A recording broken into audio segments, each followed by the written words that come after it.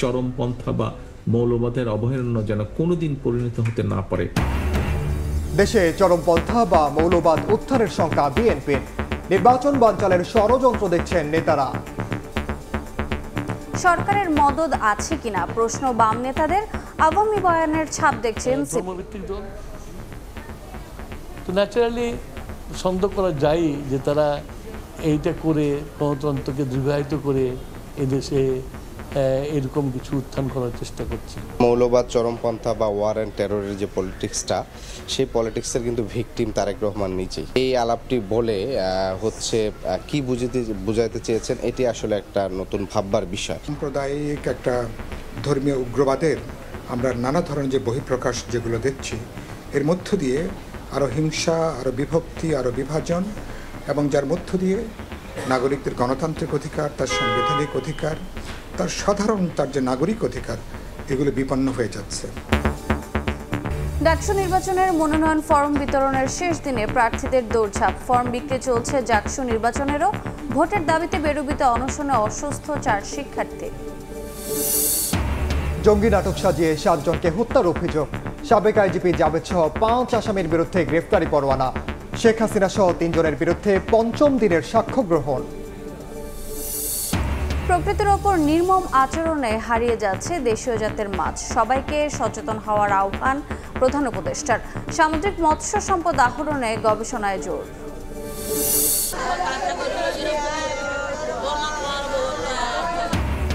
চট্টগ্রামের সিটি গেইটে দাঁড়িয়ে থাকা পিকআপে কাভার্ড ভ্যানের ধাক্কা। ঘটনাস্থলেই প্রাণ গেল 5 জনের, আহত 4। স্বজনদের আর্তনাদে ভারী হাসপাতাল। এবং ট্রাম্পের সঙ্গে জেলেনস্কির বৈঠক আজ। ক্রিমিয়া ফেরত ও ন্যাটোতে যোগ দেওয়ার আশা ছাড়তে বললেন মার্কিন প্রেসিডেন্ট। ইউক্রেনের নিরাপত্তা নিশ্চিতে রাজি পুতিন।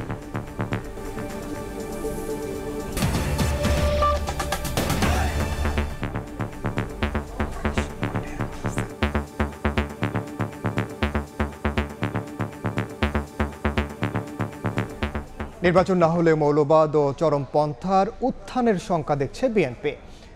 ধর্মভিত্তিক কিছু দল নির্বাচন বানচালের ষড়যন্ত্র করছে বলেও অভিযোগ দলটির নেতাদের। এমন বক্তব্যে আওয়ামী বয়ানের সঙ্গে মিল দেখছেন এনসিপি নেতারা। এদিকে ধর্মকে সামনে রেখে রাজনৈতিক প্রোপাগান্ডার পেছনে সরকারের মদদ আছে কিনা এমন প্রশ্ন তুলেছেন বাম দলের নেতারা। ভোট, নির্বাচন পদ্ধতি, সংবিধান, রাষ্ট্র সংস্কার ও জুলাই হত্যার বিচার নিয়ে রাজনৈতিক দলগুলোর মধ্যে চলছে বিতর্ক। নির্বাচন না হলে মাথাচাড়া দেবে ফ্যাসিস্টরা, এমন শঙ্কার সঙ্গে মৌলবাদ ও চরমপন্থার উত্থানের শঙ্কা প্রকাশ করেছেন বিএনপির শীর্ষ নেতারা। চরমপন্থা বা মৌলবাদের অভয়ারণ্য যেন কোনোদিন পরিণত হতে না পারে, সেটিও কিন্তু আমাদের প্রত্যাশা, সেটিও আমাদের লক্ষ্য। তবে এমন শঙ্কা নিয়ে রাজনৈতিক দলগুলোর বক্তব্যে আছে ভিন্নতা। নতুন রাজনৈতিক দল নাগরিক পার্টির নেতারা বলছেন, এমন বক্তব্য আওয়ামী বয়ান, যা দেশের অনেক মানুষের জীবন ধ্বংস করেছে, যার শিকার বিএনপিও। মৌলবাদ বা চরমপন্থা বলে এখানে আসলে এক ধরনের রাজনৈতিক ট্যাগিং আমরা দেখে থাকি। একই সাথে এখানে মৌলবাদ চরমপন্থা বা ওয়ার অ্যান্ড টেররের যে পলিটিক্সটা, সেই পলিটিক্সের কিন্তু ভিকটিম তারেক রহমান নিজেই। এবং সেটা আমরা দেখেছি যে দীর্ঘ 15 বছর ধরে শেখ হাসিনা এখানে যে পলিটিক্সটা ফ্যাসিবাদ কায়েম করছেন, সেখানে তার অন্যতম একটা টুল ছিল যে মৌলবাদ চরমপন্থা বলে সাধারণত এই ধরনের যারা পলিটিক্স করছেন তাদেরকেও দমন করা। বাম দলের নেতারা বলছেন, ধর্মকে সামনে রেখে রাজনৈতিক প্রোপাগান্ডা সামনে আসছে, এর পেছনে সরকারের মদদ আছে কিনা এমন প্রশ্ন নেতাদের। সাম্প্রদায়িক একটা ধর্মীয় উগ্রবাদের আমরা নানা ধরনের যে বহিঃপ্রকাশ যেগুলো দেখছি, এর মধ্য দিয়ে আরও হিংসা, আরও বিভক্তি, আরও বিভাজন, এবং যার মধ্য দিয়ে নাগরিকদের গণতান্ত্রিক অধিকার, তার সাংবিধানিক অধিকার, তার সাধারণ তার যে নাগরিক অধিকার, এগুলো বিপন্ন হয়ে যাচ্ছে। ফলে মানুষ হয়ে পড়ছে।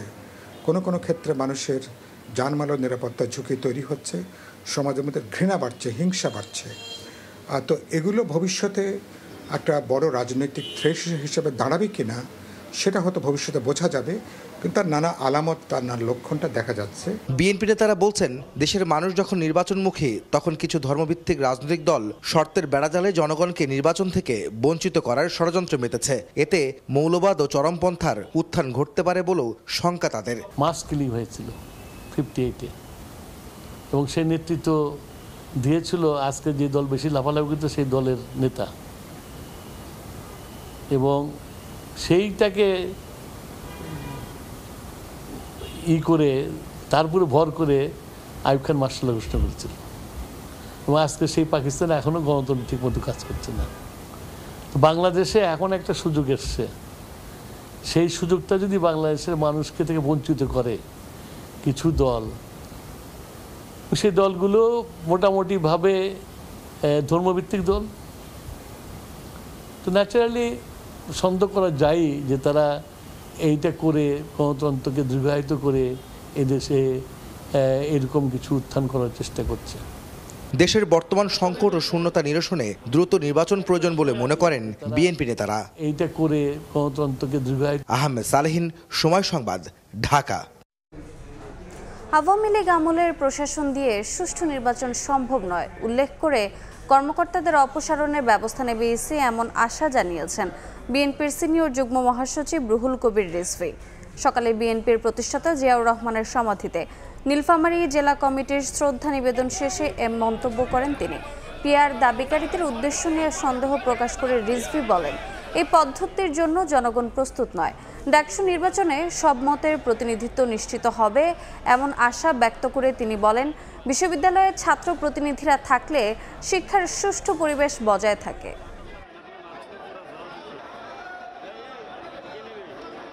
এই 15-16 বছরে প্রশাসন ছিল না, পুলিশ প্রশাসন ছিল না, এগুলো সব ছিল আওয়ামী লীগের ক্যাডার বাহিনী। এই ক্যাডার বাহিনী দিয়ে অবাধ সুষ্ঠু নির্বাচন হবে না।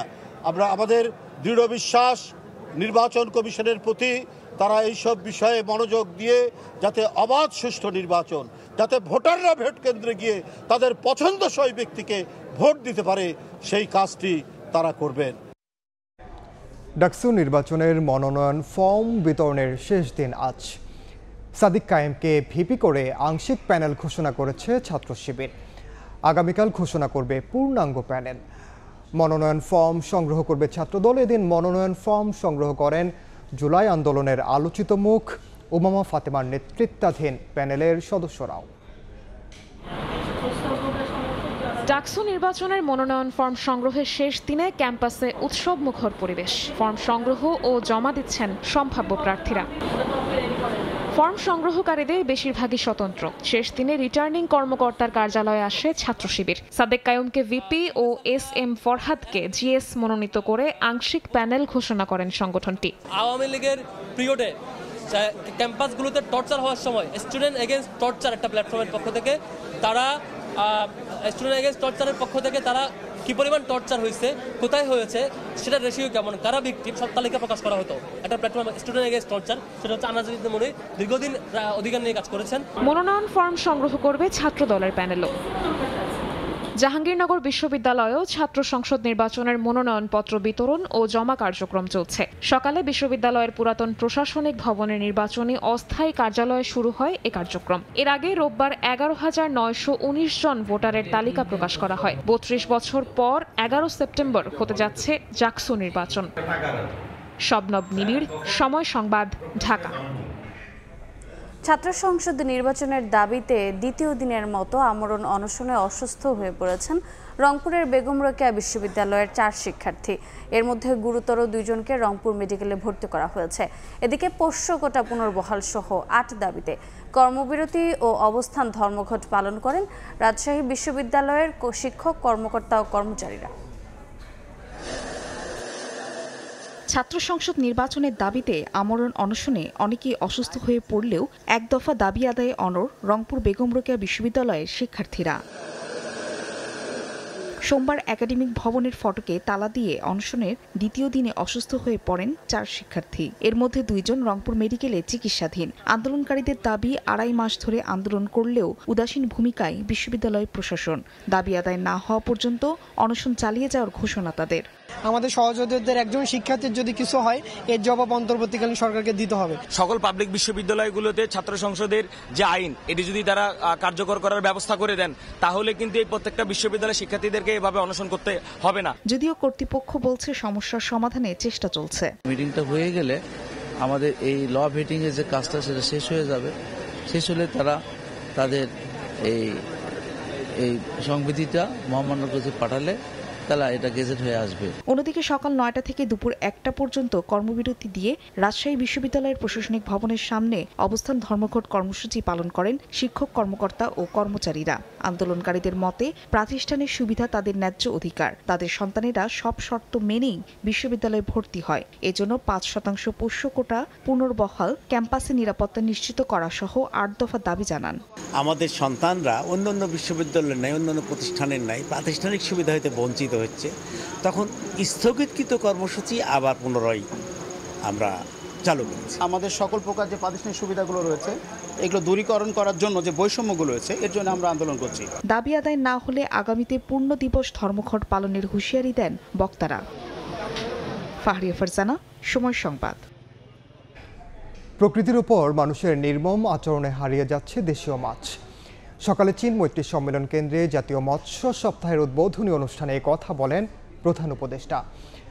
মাছ রক্ষায় টেকসই উদ্যোগ নেওয়ার আহ্বান জানান তিনি। পাশাপাশি রফতানি বাড়ানোর পাশাপাশি সামুদ্রিক মৎস্য সম্পদ আহরণে গবেষণায় জোর দেন ডক্টর মোহাম্মদ ইউনূস।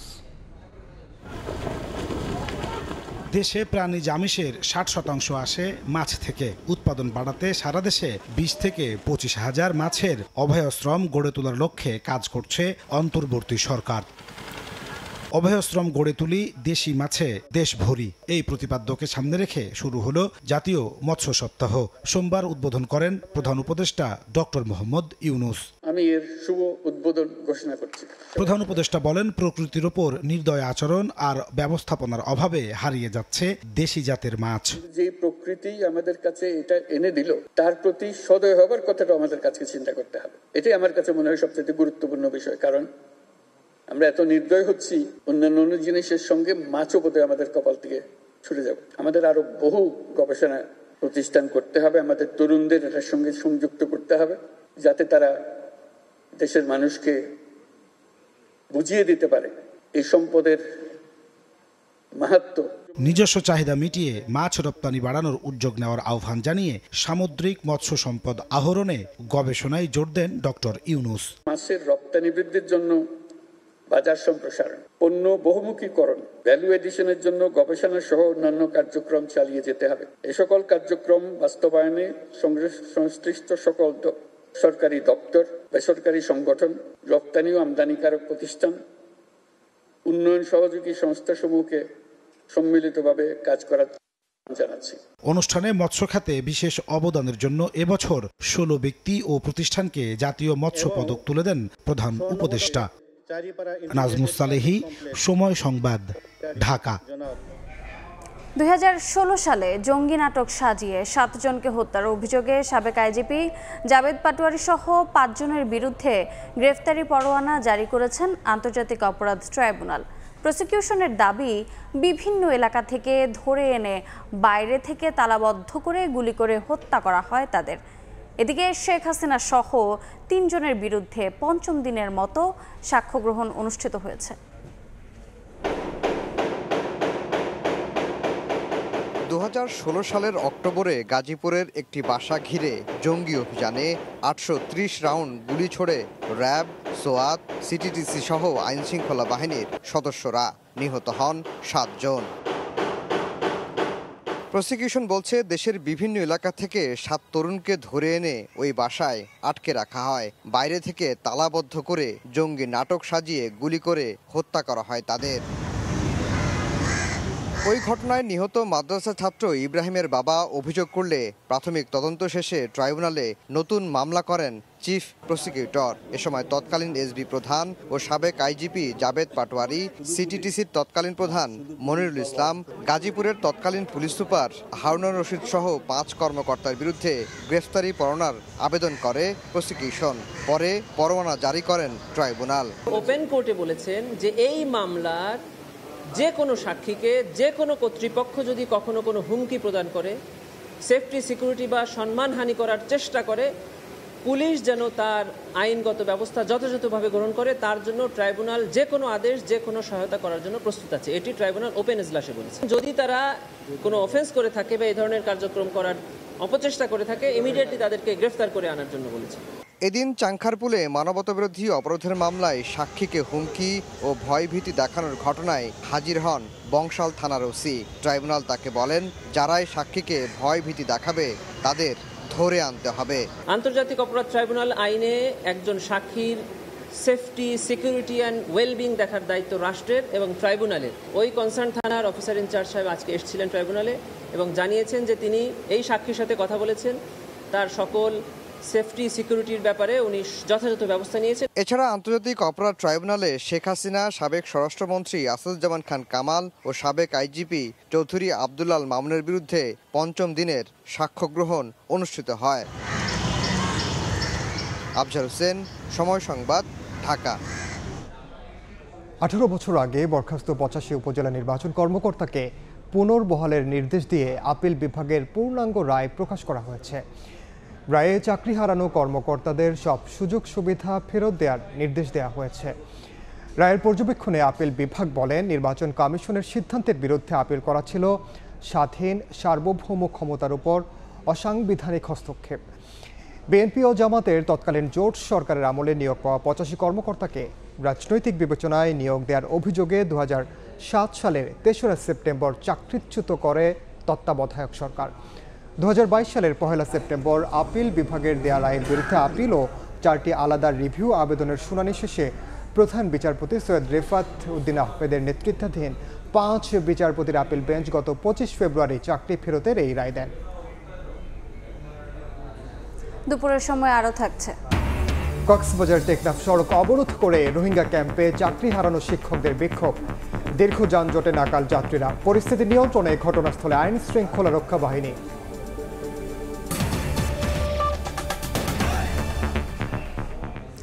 সড়কে থামছেই না প্রাণহানি। চট্টগ্রামের সিটি গেট এলাকায় দাঁড়িয়ে থাকা পিকআপে কাভার্ড ভ্যানের ধাক্কায় 5 জনের মৃত্যু হয়েছে। গুরুতর আহত 4 জনকে ভর্তি করা হয়েছে হাসপাতালে। দ্রুতগতি দুর্ঘটনার কারণ বলে জানিয়েছে পুলিশ ও প্রত্যক্ষদর্শী। স্বজনদের আহাজারিতে ভারী হয়ে উঠেছে চট্টগ্রাম মেডিকেল কলেজ হাসপাতালের পরিবেশ। সোমবার ভোরে পিকআপ ভ্যানে করে সীতাকুণ্ডের ফোদ্দারহাট থেকে ফিশারিঘাট যাচ্ছিলেন 8 থেকে 10 জন মাছ ব্যবসায়ী। সিটি গেট এলাকায় পৌঁছালে নিয়ন্ত্রণ হারিয়ে রাস্তার পাশে দাঁড়িয়ে থাকা কাভার্ড ভ্যানে ধাক্কা দেয় পিকআপটি। ঘটনাস্থলে পিকআপের চালক সহ 4 জনের মৃত্যু হয়। আহতদের উদ্ধার করে চট্টগ্রাম মেডিকেল কলেজ হাসপাতালে নিলে চিকিৎসক আরো একজনকে মৃত ঘোষণা করেন।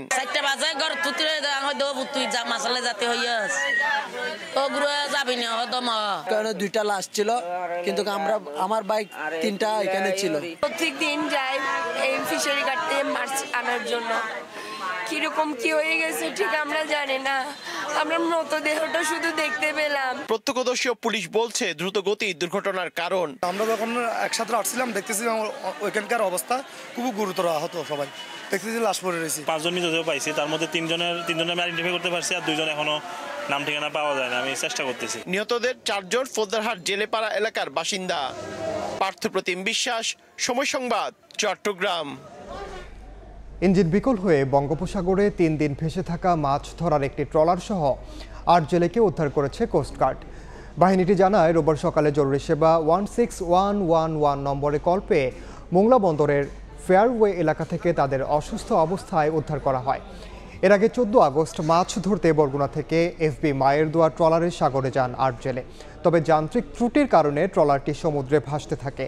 3 দিন পর মোবাইল ফোন নেটওয়ার্কের আওতায় আসলে জরুরি সেবায় কল দেন জেলেরা।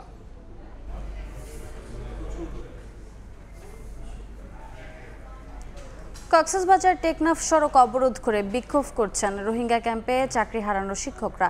ক্যাম্পে যেতে দেওয়া হচ্ছে না দেশি বিদেশি এনজিও সংস্থার কর্মকর্তাদের। সড়কে দীর্ঘ যানজটে নাকাল যাত্রীরা। এদিকে পরিস্থিতি নিয়ন্ত্রণের চেষ্টায় ঘটনাস্থলে আইন শৃঙ্খলা বাহিনী কাজ করছে। মোহাম্মদ ফরাজের ক্যামেরায় বিস্তারিত জানাচ্ছেন সুজাউদ্দিন রুবেল। ব্যানার হাতে দাঁড়িয়ে রোহিঙ্গা ক্যাম্পে চাকরি হারানো স্থানীয় শিক্ষকরা দাবি আদায়ে সড়ক অবরোধ করে দেন নানা স্লোগান। সোমবার সকালে কক্সবাজার টেকনাফ সড়কের কোটবাজার এলাকায় অবস্থান নেন শিক্ষকরা। আটকে দেওয়া হয় রোহিঙ্গা ক্যাম্পে কর্মরত দেশি বিদেশি এনজিও সংস্থার কর্মকর্তা কর্মচারীদের গাড়ি। শিক্ষকদের দাবি, এনজিওগুলোর কাছে বেতন বৃদ্ধির দাবি তোলায় চাকরিচ্যুত করা হয়েছে। আমাদের 2026 সাল পর্যন্ত অ্যাপয়েন্টমেন্ট দেওয়ার পরেও কেন তারা একদিন একদিন আগে আমাদের নোটিশ করতেছে যে আপনারা আগামীকাল থেকে অফিস করতে পারবেন না। ইউনিসেফকে ডিসি তাদেরকে অনেক সময়ও দিয়েছে, রাজনৈতিক দলদেরকে, আমাদের কোনো সুরাহা হচ্ছে না। আমাদেরকে যদি পুনর্বহাল না করে এখানে কোনো এনজিও কোনো আইএনজিও কোনোভাবে কাজ করতে পারবে না। যতদিন না পর্যন্ত আমাদের এই বিষয় শুরু হচ্ছে না ততদিন পর্যন্ত আমরা আমরণ হচ্ছে কর্মসূচি ঘোষণা করেছি। এদিকে বিক্ষোভের কারণে রাস্তার দুপাশে দেখা যায় দীর্ঘ যানজট, আটকা পড়ে যাত্রী ও চালকদের দুর্ভোগের শেষ নেই। বাধ্য হয়ে অনেকেই পায়ে হেঁটে রওনা দেন গন্তব্যের উদ্দেশ্যে। অফিসে যেতে পারতেছি না, রাস্তা ব্লক করে রাখছে, অনেক দূর থেকে হেঁটে আমাদের অফিস যেতে হচ্ছে। অর্থ সংকটের কারণ দেখিয়ে চলতি বছরের 1 জুন রোহিঙ্গা ক্যাম্পে শিক্ষা প্রকল্পে কর্মরত স্থানীয় প্রায় 1200 জন শিক্ষককে চাকরিচ্যুত করা হয়। তবে রোহিঙ্গা শিক্ষকরা এখনও দায়িত্বে বহাল আছেন। এর প্রতিবাদে 2 জুন সড়ক অবরোধ করে বিক্ষোভ করেন চাকরিচ্যুতরা। পরে প্রশাসনের আশ্বাস দিলেও কোনো সুরাহা না হওয়ায় ফের আন্দোলনে নামেন তারা। সুজাউদ্দিন রুবেল, সময় সংবাদ, কক্সবাজার। সবশেষ পরিস্থিতি জানাতে এই মুহূর্তে কক্সবাজারের কোটবাজার এলাকায় আছেন সহকর্মী সুজাউদ্দিন রুবেল। সরাসরি যাচ্ছি তার কাছে।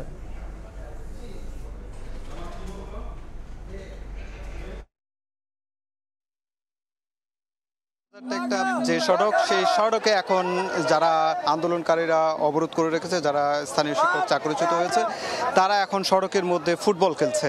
যেহেতু দুই পাশে পুরো যানজট, আমরা দেখতে পাচ্ছি যারা আন্দোলনকারী তারা এখন, প্রশাসন কিছুক্ষণ আগে এসেছিল, পুলিশ সুপার উখিয়ার ইউনু তারা এসেছিলেন, তারা আন্দোলনকারীদের সাথে কথা বলেছেন। তারা আসলে তাদেরকে নানা ধরনের যে সমাধানের যে বিষয়টি, সেই বিষয়ে বোঝাতে চেষ্টা করেছেন, কিন্তু আন্দোলনকারীরা তারা বলছে তারা দাবি আদায় না হওয়া পর্যন্ত তারা মাঠ ছাড়বেন না। এর পরপরই কিন্তু আমরা লক্ষ্য করছি যে কোটবাজার যে সড়ক রয়েছে, সেই সড়কের মধ্যে যারা শিক্ষক রয়েছেন, যারা চাকরি হারিয়েছেন, তারা কিন্তু আমরা লক্ষ্য করছি তারা এখন ফুটবল খেলছেন। আর পাশাপাশি যেহেতু জরুরি কোনো অ্যাম্বুলেন্স কিংবা শিক্ষার্থীদের কোনো পরিবহন গেলে সেই পরিবহনটি তারা স্ব-উদ্যোগে তারা ছেড়ে দিয়ে স্বাভাবিকভাবে যাওয়ার ব্যবস্থা করে দিচ্ছেন।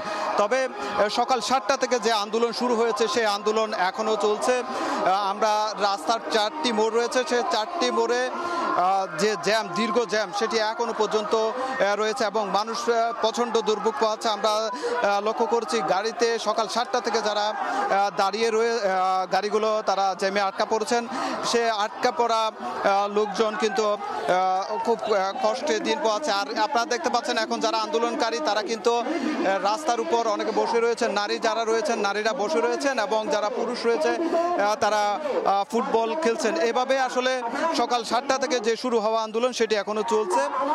প্রশাসন তারা চেষ্টা করেছে, কিন্তু তাদের যে দাবি দেওয়া সেটি তারা মানেননি। আমরা তীব্র গরমের মধ্যে আমরা যেটি লক্ষ্য করছি, ছাতা মাথায় দিয়ে কিন্তু নারী যারা শিক্ষিকা রয়েছেন তারা এখনো পর্যন্ত অবস্থান করছে। তারা বলছে যতক্ষণ পর্যন্ত দাবি আদায় না হবে ততক্ষণ পর্যন্ত তারা রাস্তা থেকে সরবেন না, সে বিষয়টি বলছে। আমরা লক্ষ্য করছি একদিকে ফুটবল খেলা চলছে, অন্যদিকে মানুষের যে চরম দুর্ভোগ সেটি বেলা বাড়ার সঙ্গে সঙ্গে আরও দুর্ভোগ বাড়ছে। প্রশাসন চেষ্টা করছে, কিন্তু প্রশাসনের যে সমাধানের চেষ্টা সেটি আন্দোলনকারীরা বলছে তারা দাবি আদায় লিখিত কোনো না পেলে তারা সড়ক ছাড়বেন না। তো এই ছিল আমার কাছে কোটবাজার এলাকা থেকে সবশেষ।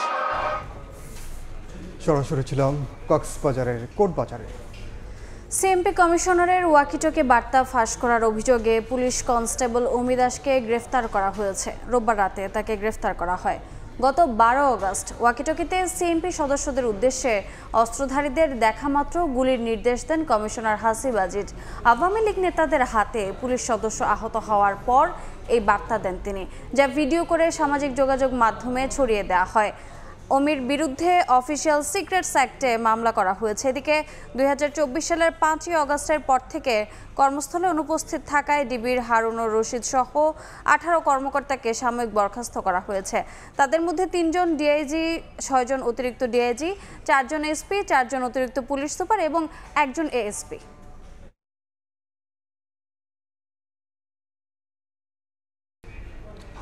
নিষেধাজ্ঞা উপেক্ষা করে সিলেটের ভোলাগঞ্জে পাথর উত্তোলনের পক্ষে একাট্টা অবস্থানে ছিল বিএনপি, জামাত, ইসলামী আন্দোলন সহ অধিকাংশ রাজনৈতিক দল। আর এই সুযোগ নিয়ে শুরু হয় লুট। এ ঘটনায় রাজনৈতিক দলগুলো পরস্পরকে দোষারোপ করে বলছে, হাজারো মানুষের জীবন জীবিকার দিকে তাকিয়ে সীমিত আকারে পাথর উত্তোলনের কথা বললেও হরিলুটের ঘটনাকে সমর্থন করেন না তারা। আর বিশ্লেষকরা বলছেন, রাজনৈতিক দল, সরকার ও প্রশাসন দায় এড়াতে পারে না কেউই। শাকির আহমেদের রিপোর্ট। সিলেটের ভোলাগঞ্জের সাদা পাথর দেশি বিদেশি পর্যটকদের কাছে এ যেন এক বিস্ময়। পাথর লুটের পর আকর্ষণীয় এই পর্যটন কেন্দ্রটি হারিয়েছে জৌলুস। হঠাৎ এই হরিলুটের নেপথ্যে কারা, এমন প্রশ্নের উত্তর খুঁজতে গেলে বের হয় রাজনৈতিক সম্পৃক্ততা। ভোলাগঞ্জের কোয়ারির ইজারা বাতিল ও পাথর উত্তোলনের নিষেধাজ্ঞাকে উপেক্ষা করে প্রায় সব রাজনৈতিক দল পাথর উত্তোলনের পক্ষে দাঁড় করিয়েছিল নানা যুক্তি। গত বছরের সেপ্টেম্বরে পাথর উত্তোলনের নিষেধাজ্ঞাকে ভারতীয় আগ্রাসন দাবি করে ইসলামী আন্দোলন বাংলাদেশের পক্ষ থেকে বলা হয়, দ্রুত পাথর উত্তোলন না করলে ভয়াবহ বন্যার সৃষ্টি হবে। তবে দলটির মুখপাত্র বলছেন, ইসলামী আন্দোলন লুটের ঘটনায় সম্পৃক্ত নয়।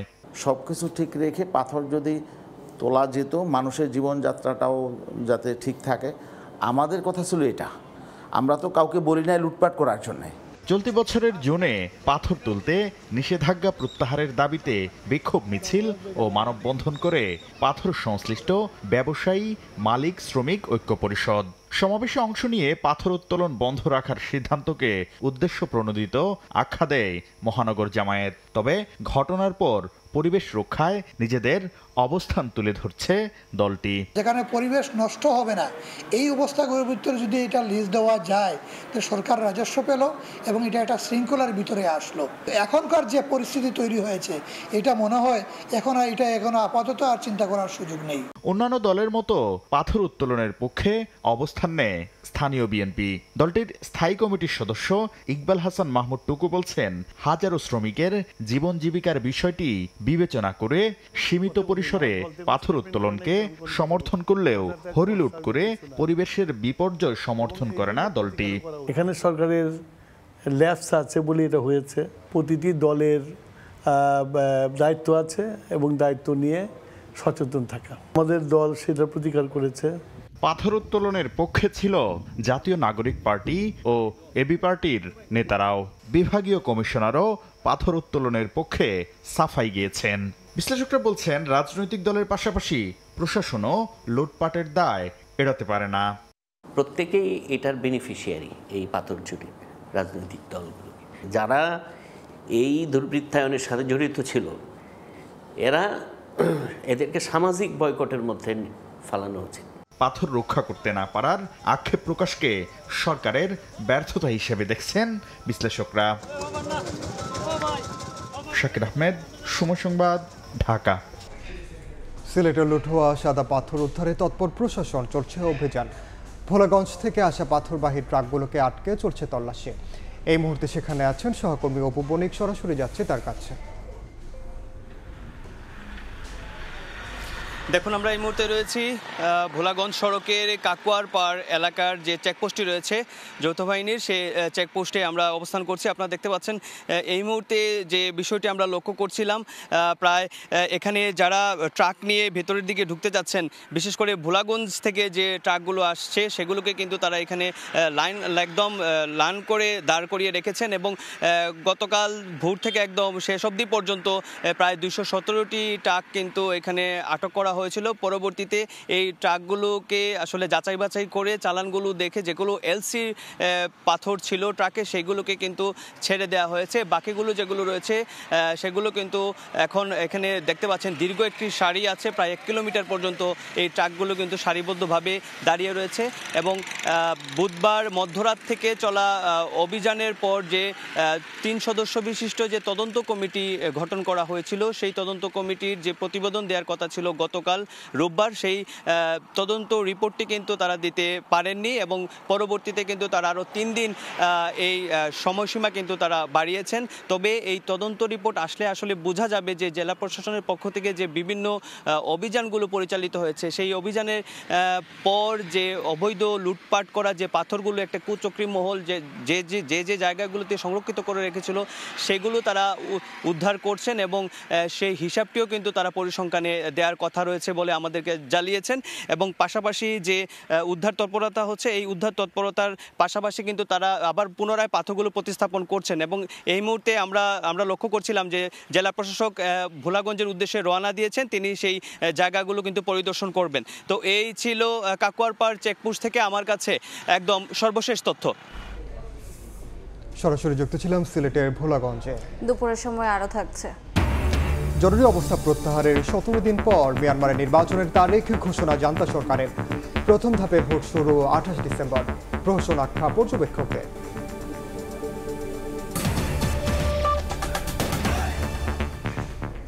খেলাপি ঋণের চাপে করুণ দশায় ব্যাংক বহির্ভূত 20টি আর্থিক প্রতিষ্ঠানের। 7টির খেলাপি ঋণের পরিমাণ 95 থেকে প্রায় শতভাগ, আর 52.5 থেকে প্রায় 83% বোঝা টানছে আরও 13টি আর্থিক প্রতিষ্ঠান। অনিয়মে জড়িত এসব প্রতিষ্ঠানের বিরুদ্ধে কঠোর ব্যবস্থা নেওয়ার পরামর্শ বিশ্লেষকদের। মার্চ বা বন্ধ করার আগে 20টি আর্থিক প্রতিষ্ঠানকে চিঠি দিয়েছে বাংলাদেশ ব্যাংক, এসেছে জবাবও। শিগগিরই চূড়ান্ত সিদ্ধান্ত নেওয়ার কথা জানিয়েছে কেন্দ্রীয় ব্যাংক। সাইফুল ইসলামের রিপোর্ট।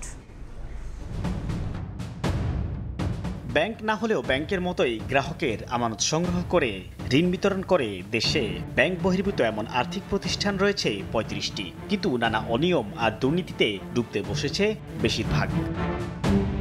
বাংলাদেশ ব্যাংকের তথ্য, এই খাতে মোট খেলাপি ঋণের পরিমাণ 27,189 কোটি টাকা। গেল 3 মাসে বেড়েছে 2,100 কোটি টাকা। এর মধ্যে Far East, BIFC, Union Capital এবং ইন্টারন্যাশনাল লিজিংয়ের বিতরণ করা ঋণের 95% বেশি উঠেছে খেলাপির তালিকায়। এর বাইরে আরও 13 প্রতিষ্ঠানের অবস্থা নাজুক। তাদের দেয়া ঋণের 52.5 থেকে 82% বেশি হয়েছে খেলাপি। অর্থনীতিতে শক্তিশালী ভূমিকা রাখতে আর ব্যাংকিং ব্যবস্থায় বৈচিত্র্য আনতে ব্যর্থ এসব প্রতিষ্ঠানের লাগাম টানার পরামর্শ আর্থিক খাত বিশ্লেষকদের। ব্যাংকিং মার্কেটে যেহেতু আর নতুন লাইসেন্স দেওয়া সুবিধা না, সেই জন্য এই সমস্ত লুটেরাদের লাইসেন্স দেওয়া হয়েছে আপনার নন ব্যাংক। এরা নন ব্যাংক থেকেও টাকা পয়সা মারছে। যারা নাকি ফাইন্যান্সিয়ালি সাউন্ড আছে, যার ক্যাপিটাল ভালো, লিকুইডিটি ভালো, যার এনপিএল কম, এই ধরনের 2-3টা রেখে বাকি সবগুলো এক্সিট পলিসিতে ফেলে দেওয়া উচিত বা এগুলো বন্ধ করে দেওয়া উচিত। এমন পরিস্থিতিতে প্রতিষ্ঠানগুলো কেন বন্ধ বা মার্জ করা হবে না সেই ব্যাখ্যা চেয়ে বাংলাদেশ ব্যাংকের দেয়া চিঠির জবাবও এসেছে। বর্তমানে চলছে তথ্য যাচাইয়ের কাজ। আবেগী কথাবার্তা চলবে না, তাকে বিভিন্ন ফ্যাক্টস অ্যান্ড ফিগার্স দিয়ে বোঝাতে হবে যে এই ফিগারের কারণে আমার প্রতিষ্ঠান চলমান থাকবে, বন্ধ করা উচিত হবে না।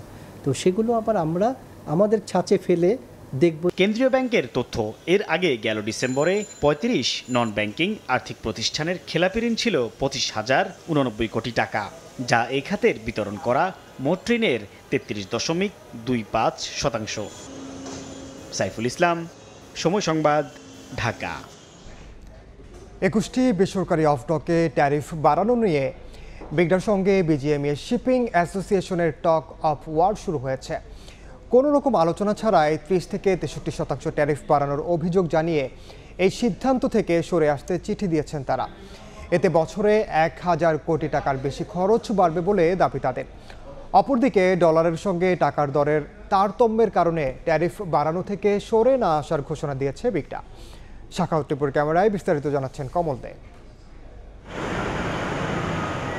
আগামী 1 সেপ্টেম্বর থেকে সব ধরনের সেবার ট্যারিফ বাড়িয়ে দিচ্ছে চট্টগ্রাম বন্দর কেন্দ্রিক 21টি বেসরকারি অফডক। তবে প্রকারভেদে 30 থেকে 63% ট্যারিফ বাড়ানোর সিদ্ধান্তকে অযৌক্তিক উল্লেখ করে চিঠি দিয়েছে বাংলাদেশ শিপিং এজেন্ট অ্যাসোসিয়েশন। অফডকে যদি ট্যারিফ বাড়ে সবগুলো কিন্তু একটা ইম্প্যাক্ট কিন্তু আমার দেশের অর্থনীতির উপর পড়বে। দেশের আমদানি বাণিজ্যের 68 ধরনের পণ্য ডেলিভারি হয় বেসরকারি 21টি অফডকে। একই সাথে রপ্তানির 93% জাহাজীকরণও সম্পন্ন হয়। তবে বর্তমানে যে ট্যারিফ বাড়ানো হচ্ছে তাতে ক্ষতিগ্রস্ত হবে বিজিএমইএ, শিপিং এজেন্ট অ্যাসোসিয়েশন, বাফা এবং একই সাথে সিএনএফ এজেন্ট। নতুন ট্যারিফ কার্যকর হলে বছরে খরচ বাড়বে অন্তত 1000 কোটি টাকা, আর তাই ট্যারিফ নিয়ে আপত্তি রয়েছে বিজিএমইএ এর। সার্ভিসটা ডেভেলপ না করে হঠাৎ করে বৃদ্ধির জন্য ওরা একটা পায়তারা করছে। আমরা চাই এটা টাস্কফোর্স করে যৌথভাবে এটার একটা ন্যায় নির্ধারণ করা হোক। ট্যারিফ না বাড়ানোর আবেদন সম্বলিত চিঠি পেল নিজেদের সিদ্ধান্ত এখনও অনড় অবস্থানে রয়েছে বেসরকারি অফডক মালিকদের সংগঠন বিগডা। ইউএস ডলারের এগেনস্টে টাকার যে ডিভ্যালুয়েশন হয়েছে সেটা প্রায় 55% অধিক। সুতরাং বেসরকারি অফডকগুলো কিন্তু বিভিন্ন খাতেই তাদের মাসুলগুলো আগের মতো পাচ্ছে না। এদিকে বিগডা ট্যারিফের বিরুদ্ধে অবস্থান নিয়ে অংশীজনরা যেমন বন্দরে দ্বারস্থ হয়েছে, ঠিক তেমনি নিজেদের অবস্থান ব্যাখ্যা করে বন্দরকে চিঠি দিয়েছে বিগডা। আমরা যেটা চট্টগ্রাম বন্দর কর্তৃপক্ষ থেকে যেটা বলতে চাই, এটা দুপক্ষের মধ্যেই একটা সমঝোতার ভিত্তিতে এই চার্জটা যৌক্তিকভাবে নির্ধারণ হওয়া উচিত। সবশেষ 2021 সালে তেলের মূল্য বেড়ে যাওয়ার অজুহাতে 23% হারে ট্যারিফ বাড়িয়েছিল এই অফডকগুলো। কমল দে, সময় সংবাদ, চট্টগ্রাম। পুলিশের লুট হওয়া অস্ত্র কয়েক হাত বদল হওয়ায় বছর পার হলেও উদ্ধার করা সম্ভব হচ্ছে না বলে জানিয়েছে র্যাব।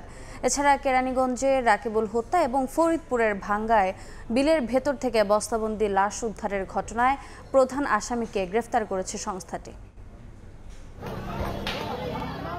2024 সালে গণঅভ্যুত্থানের সময় থানাসহ পুলিশের বিভিন্ন স্থাপনায় আক্রমণ করে অস্ত্র লুট করা হয়। সেই সব অস্ত্র এখনও পুরোপুরি উদ্ধার সম্ভব হয়নি। সোমবার রাজধানীর কারওয়ান বাজারে র্যাব মিডিয়া সেন্টারে সংবাদ সম্মেলনে প্রশ্নের জবাবে সংস্থাটি জানায়, লুট হওয়া অস্ত্র কয়েক হাত বদল হওয়ায় বছর পার হলেও সেটি উদ্ধার করা সম্ভব হচ্ছে না। বেশ কিছু অস্ত্র উদ্ধার হয়েছে, এখনো কিছু অস্ত্র উদ্ধার করা সম্ভব হয়নি, বাট সময় কিন্তু 1 বছর পেরিয়ে গেছে। আমরা এই ঘটনা থেকেই বুঝতে পারছি যেখানে 5 জন ব্যক্তি 5টা হাত বদল হয়ে এই অস্ত্রটা তাদের কাছে গেছে। এরকম বিভিন্ন অস্ত্র বিভিন্নভাবে হাত বদল হচ্ছে। কেরানীগঞ্জে রাকিবুল হত্যা মামলার আসামি গ্রেফতারের বিষয়ে র্যাব 10-এর অধিনায়ক মোহাম্মদ কামরুজ্জামান বলেন, স্ত্রীর ওপর প্রতিশোধ নিতেই রাকিবুলকে হত্যা করে তার সৎ বাবা আজাহরুল সর্দার।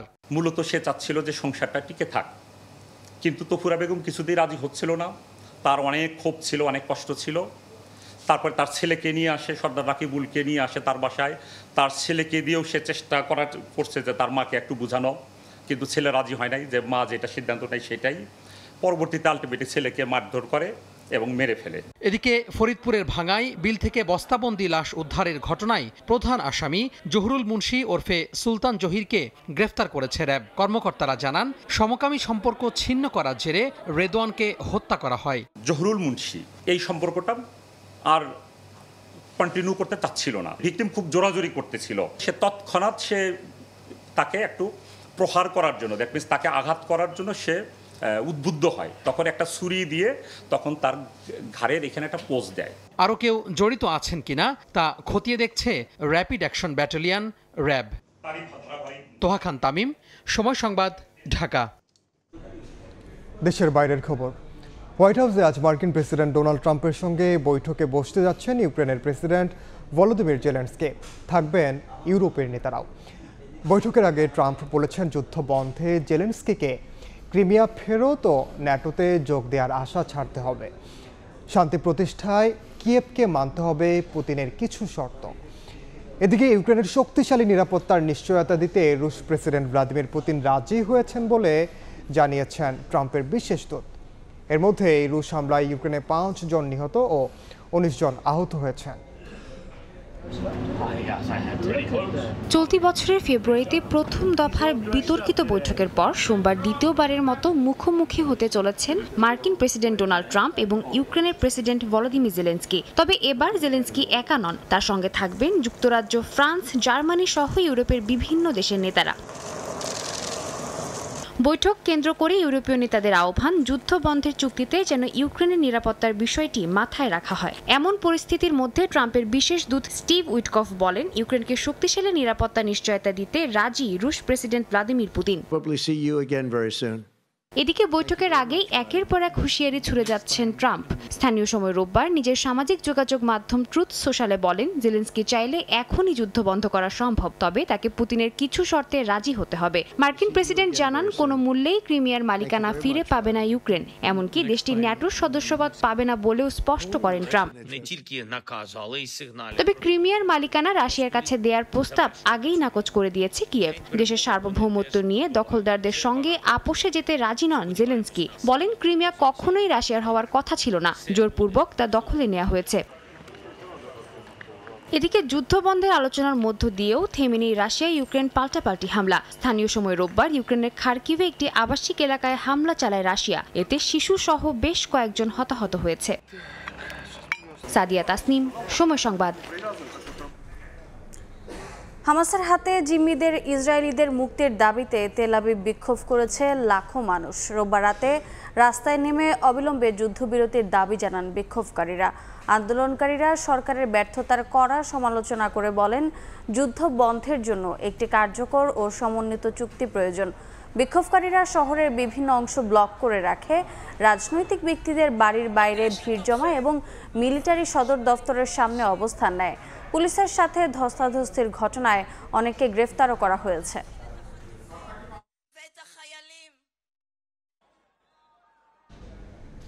জরুরি অবস্থা প্রত্যাহারের 17 দিন পর মিয়ানমারের জাতীয় নির্বাচনের তারিখ ঘোষণা করেছে জান্তা সরকার।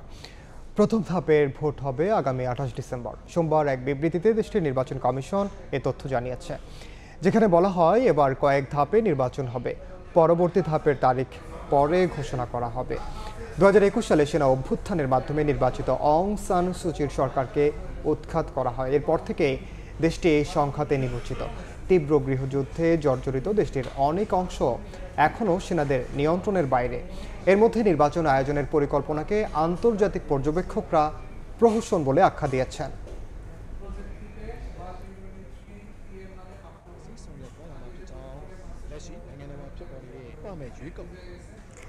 আসন্ন এশিয়া কাপে চ্যাম্পিয়ন হওয়ার জন্যই খেলবে বাংলাদেশ। সংবাদ সম্মেলনে এমন মন্তব্য করেছেন wicket keeper batsman Jaker Ali Anik. Power hitting coach Julian উডের কৌশল ব্যাটারদের মাঝে ব্যাপক পরিবর্তন আনবে বলেও মনে করেন তিনি।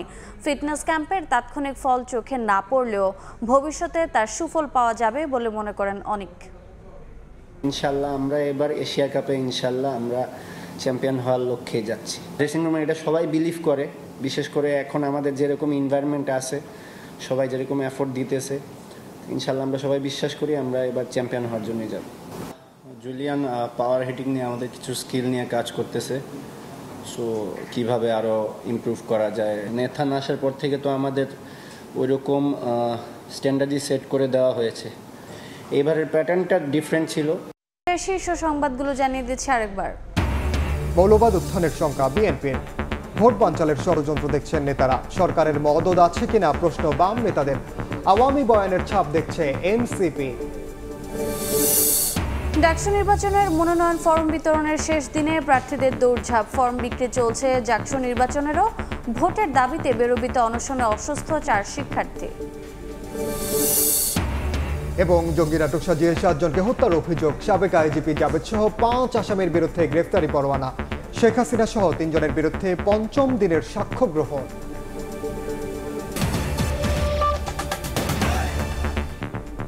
এই ছিল দুপুরের সময়। সঙ্গে থাকুন সময়ে।